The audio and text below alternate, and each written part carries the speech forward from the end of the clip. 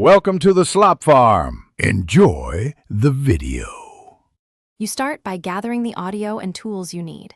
Import your raw narration into a DAW at 44, 1 or 48 kHz so timing stays precise. Next, pick the target voice characteristics, gender, pitch range, and accent, because that guides processing choices. Once done, install or enable a voice transformation plugin or a high-quality TTS engine.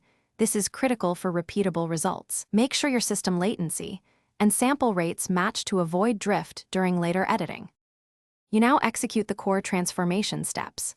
First, apply pitch shift and format adjustment together so you change perceived pitch without making the voice chipmunk-like or robotic. This preserves natural vowels. Then use corrective EQ.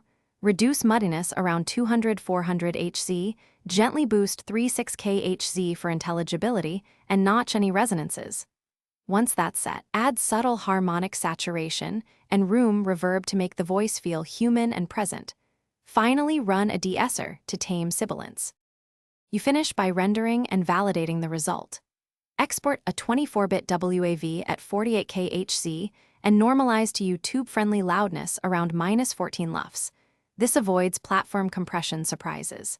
Then a /B test the transformed voice against the original to confirm clarity and emotional intent. Make iterative tweaks to EQ, compression, or formants as needed. If you hear metallic or warbling artifacts, back off extreme pitch or formant edits, reapply gentler denoising, and rerun the chain until the voice sounds natural and stable. Thanks for watching. Consider subscribing if we helped you today.